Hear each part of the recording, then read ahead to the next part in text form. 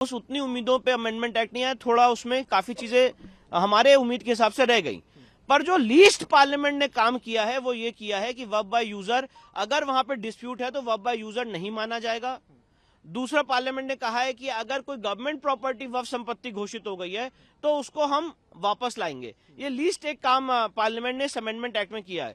अब कल की हियरिंग में ऑनरेबल सुप्रीम कोर्ट ने कहा कि हम इसको थोड़ा इसमें इंटरिम ऑर्डर करना चाहते हैं और उसमें इंटरफेयर करना चाहते हैं।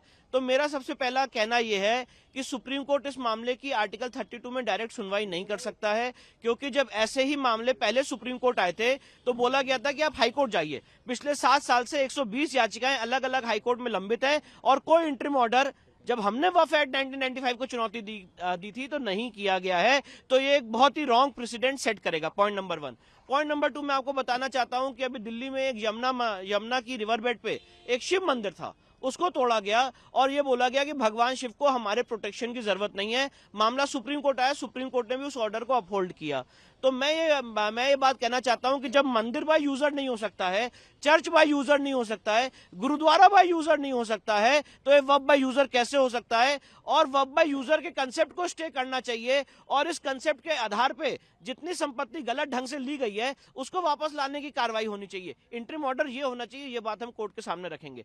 तीसरी सबसे महत्वपूर्ण बात यह है कि वफ एक्ट 1995 विद 2025 अमेंडमेंट, ये क्लैरिफिकेशन आना चाहिए कि ये नॉन मुस्लिम्स पे लागू नहीं होता है। मैं इस बात का समर्थन करता हूं कि नॉन मुस्लिम मेंबर्स को वफ बोर्ड और वफ काउंसिल से हटा दिया जाए, पर साथ में यह भी आना चाहिए कि वफ एक्ट 1995 या उसमें की गई कोई भी कार्रवाई नॉन मुस्लिम्स के ऊपर लागू नहीं होती है। आप तो पूरा जो एक्ट है 1995 का उसे ही खत्म करने की कोर्ट से मांग कर रहे हैं। मैंने पूरा एक्ट खत्म करने की मांग नहीं कही है। उस एक्ट में अभी भी जो प्रोविजंस हैं, जो रह गए हैं, जो गलत हैं, उसको खत्म करने की मांग की। फॉर एग्जांपल शामलद्दा, जो विलेज गांव समाज की संपत्ति मानी जाती है, उसको अभी तक नहीं हटाया गया, उसको खत्म करने की मांग की है। सेक्शन 6 में जो पर्सन एग्रीव्ड शब्द यूज है, जिसकी श्रेणी में नॉन मुस्लिम्स भी आते हैं, उसको खत्म करने की मांग की है। सेक्शन 8 में टैक्स पेयर्स के मनी को वफ के सर्वे में उपयोग करना का जो प्रावधान है उसको खत्म करने की मांग की है। सेक्शन आपका 36 जिसमें डबल रजिस्ट्रेशन का प्रोविजन है, कोई अपॉर्चुनिटी ऑफ हियरिंग देने का प्रोविजन नहीं, उसको खत्म करने की मांग की है। सेक्शन 41 में फिर से रजिस्ट्रेशन का प्रोविजन है, उसको खत्म करने की मांग की है। इंक्रोचमेंट हटाने के लिए जो स्पेशल पावर दी गई है सेक्शन 52, 53, 54 में, उसको खत्म करने की मांग की है। वफ ट्राइब्यूनल को खत्म करने की मांग की है। सेक्शन 89 में वफ के खिलाफ केस फाइल करना है तो नोटिस देना पड़ेगा, उसको खत्म करने की मांग की है। सेक्शन 101 में वफ को जो पब्लिक सर्वेंट का दर्जा दिया गया है, वफ बोर्ड के जितने लोग हैं उनको खत्म करने की मांग की है। तो इन सारे फिर मांगों पे भी सुप्रीम कोर्ट का हमारा निवेदन है, सुनवाई होनी चाहिए और इस पे भी इंटरिम ऑर्डर पास होना चाहिए। सर, कल भी सुप्रीम कोर्ट का रुख था कि एक इंटरिम आदेश जो है जारी कर दिया जाए, तो आज उसे रुकवाने के लिए आपकी क्या मुख्य दलीलें होंगी? मेरा सबसे पहला कहना यह है कि जब हिंदू समाज का मंदिर तोड़ा जाता है जो पब्लिक लैंड पे होता है, अभी आपने हाल ही में देखा कि दिल्ली में 3 मंदिर जो मयूर विहार फेज 2 में थे, उसको जब तोड़ा जा रहा था सीधे सुप्रीम कोर्ट आए थे तो बोला गया सुप्रीम कोर्ट क्यों आ गए सीधे। जब वफ को लेके हम सुप्रीम कोर्ट आए थे सीधे तो बोला गया सुप्रीम कोर्ट सीधे क्यों आ गए। और 7 साल से पूरा समाज इस देश के अलग अलग हाईकोर्ट में स्ट्रगल कर रहा है। 140 से ज्यादा याचिकाएं देश के अलग अलग हाईकोर्ट में दायर हो चुकी हैं, आज तक कोई इंटरिम रिलीफ नहीं मिली है। तो क्या पैमाना है, क्या मापदंड है कि एक पक्ष सुप्रीम कोर्ट आता है और उसकी सुनवाई की जाती है और इंटरिम ऑर्डर देने के लिए एक बात की जाती है, तो ये कानून, यही चीज दूसरे पक्ष के लिए भी लागू होनी चाहिए। Point number 1। पॉइंट नंबर 2, मैं आपको बताना चाहता हूं कि अभी 4 राज्यों के जो एंडोमेंट एक्ट हैं जिससे हिंदू मंदिर को टेक ओवर किया गया है, उन 4 राज्यों के एंडोमेंट एक्ट की सुनवाई पिछले 13 साल से सुप्रीम कोर्ट में चल रही थी और हाल ही में सुप्रीम कोर्ट ने फैसला दिया है, मैं ऑनरेबल जजेस का नाम नहीं लेना चाहता हूं, जिसमें सुप्रीम कोर्ट ने कहा कि सारे मैटर हाई कोर्ट में चले, हम यहां पे इसको क्यों सुने।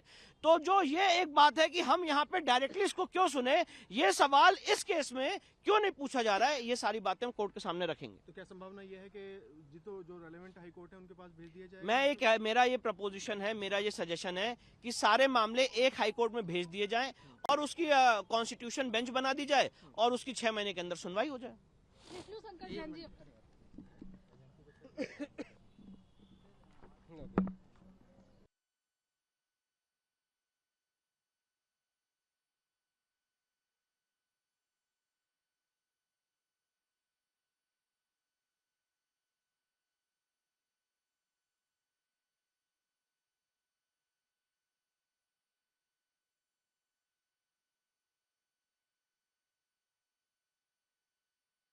आपकी पिटीशन? देखिए, सबसे पहले हमारा आधार ये है कि वर्ब बाय यूजर के कंसेप्ट को स्टे। अब आज अमेंडमेंट एक्ट आज है, इस अमेंडमेंट एक्ट से हम लोग नाखुश हैं क्योंकि हमारी उम्मीदें बहुत ज्यादा थी। उस उतनी उम्मीदों पे अमेंडमेंट एक्ट नहीं आया, थोड़ा उसमें काफी चीजें हमारे उम्मीद के हिसाब से रह गई। पर जो लीस्ट पार्लियामेंट ने काम किया है वो ये किया है कि वर्ब बाय यूजर, अगर वहां पे डिस्प्यूट है तो वर्ब बाय यूजर नहीं माना जाएगा। दूसरा, पार्लियामेंट ने कहा है कि अगर कोई गवर्नमेंट प्रॉपर्टी वक्फ संपत्ति घोषित हो गई है तो उसको हम वापस लाएंगे। ये लीस्ट एक काम पार्लियामेंट ने इस अमेंडमेंट एक्ट में किया है। अब कल की हियरिंग में कोर्ट ने कहा कि हम इसको हम इसको इंटरिम ऑर्डर करना चाहते हैं और उसमें इंटरफेयर करना चाहते हैं। तो मेरा सबसे पहला कहना यह है कि सुप्रीम कोर्ट इस मामले की आर्टिकल 32 में डायरेक्ट सुनवाई नहीं कर सकता है, क्योंकि जब ऐसे ही मामले पहले सुप्रीम कोर्ट आए थे तो बोला गया था कि आप हाईकोर्ट जाइए। पिछले 7 साल से 120 याचिकाएं अलग अलग हाईकोर्ट में लंबित हैं और कोई इंटरिम ऑर्डर, जब हमने वफ एक्ट 1995 को चुनौती दी थी तो नहीं किया गया है। तो ये एक बहुत ही रॉन्ग प्रेसिडेंट सेट करेगा, पॉइंट नंबर 1। पॉइंट नंबर 2, मैं आपको बताना चाहता हूं कि अभी दिल्ली में एक यमुना की रिवर बेड पे एक शिव मंदिर था, उसको तोड़ा गया और ये बोला गया कि भगवान शिव को हमारे प्रोटेक्शन की जरूरत नहीं है। मामला सुप्रीम कोर्ट आया, सुप्रीम कोर्ट ने भी उस ऑर्डर को अपहोल्ड किया। तो मैं ये बात कहना चाहता हूं कि जब मंदिर बाय यूजर नहीं हो सकता है, चर्च बाय यूजर नहीं हो सकता है, गुरुद्वारा बाय यूजर नहीं हो सकता है, तो ये वर्ब बाय यूजर कैसे हो सकता है? और वर्ब बाय यूजर के कंसेप्ट को स्टे करना चाहिए और इस कंसेप्ट के आधार पे जितनी संपत्ति गलत ढंग से ली गई है उसको वापस लाने की कार्रवाई होनी चाहिए। इंटरिम ऑर्डर ये होना चाहिए, ये बात हम कोर्ट के सामने रखेंगे।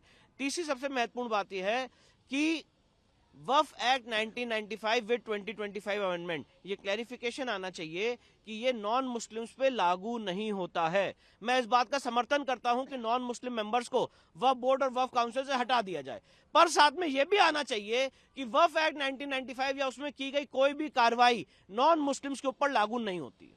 आप तो पूरा जो एक्ट है 1995 का उसे ही खत्म करने की कोर्ट से मांग कर रहे हैं। मैंने पूरा एक्ट खत्म करने की मांग नहीं की है। उस एक्ट में अभी भी जो प्रोविजंस हैं, जो रह गए हैं, जो गलत हैं, उसको खत्म करने की मांग की। फॉर एग्जांपल शामलद्दा, जो विलेज गांव समाज की संपत्ति मानी जाती है, उसको अभी तक नहीं हटाया गया, उसको खत्म करने की मांग की है। सेक्शन 6 में जो पर्सन एग्रीव्ड शब्द यूज है, जिसकी श्रेणी में नॉन मुस्लिम्स भी आते हैं, उसको खत्म करने की मांग की है। सेक्शन 8 में टैक्स पेयर्स के मनी को वफ के सर्वे में उपयोग करना का जो प्रावधान है उसको खत्म करने की मांग की है।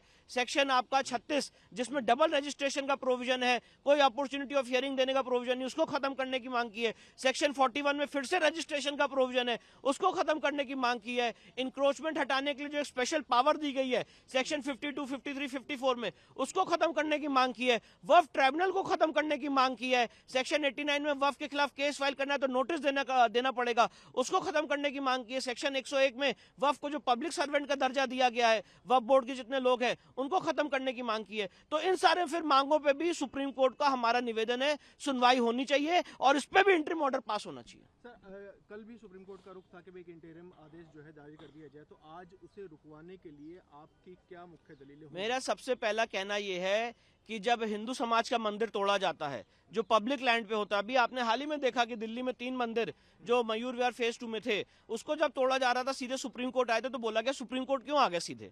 जब वफ को लेके हम सुप्रीम कोर्ट आए थे सीधे तो बोला गया सुप्रीम कोर्ट सीधे क्यों आ गए। और 7 साल से पूरा समाज इस देश के अलग अलग हाईकोर्ट में स्ट्रगल कर रहा है। 140 से ज्यादा याचिकाएं देश के अलग अलग हाईकोर्ट में दायर हो चुकी हैं, आज तक कोई इंटरिम रिलीफ नहीं मिली है। तो क्या पैमाना है, क्या मापदंड है कि एक पक्ष सुप्रीम कोर्ट आता है और उसकी सुनवाई की जाती है और इंटरिम ऑर्डर देने के लिए एक बात की जाती है, तो ये कानून, यही चीज दूसरे पक्ष के लिए भी लागू होनी चाहिए। Point number 1। पॉइंट नंबर 2, मैं आपको बताना चाहता हूं कि अभी 4 राज्यों के जो एंडोमेंट एक्ट हैं जिससे हिंदू मंदिर को टेक ओवर किया गया है, उन 4 राज्यों के एंडोमेंट एक्ट की सुनवाई पिछले 13 साल से सुप्रीम कोर्ट में चल रही थी और हाल ही में सुप्रीम कोर्ट ने फैसला दिया है, मैं ऑनरेबल जजेस का नाम नहीं लेना चाहता हूं, जिसमें सुप्रीम कोर्ट ने कहा कि सारे मैटर हाई कोर्ट में चले, हम यहां पे इसको क्यों सुने। तो जो ये एक बात है कि हम यहां पे डायरेक्टली इसको क्यों सुने, ये सवाल इस केस में क्यों नहीं पूछा जा रहा है, ये सारी बातें हम कोर्ट के सामने रखेंगे। तो क्या संभावना यह है कि जो रेलेवेंट हाई कोर्ट है उनके पास भेज दिया जाए? मेरा ये प्रपोजिशन है, मेरा ये सजेशन है कि सारे मामले एक हाई कोर्ट में भेज दिए जाएं और उसकी कॉन्स्टिट्यूशन बेंच बना दी जाए और उसकी 6 महीने के अंदर सुनवाई हो जाए।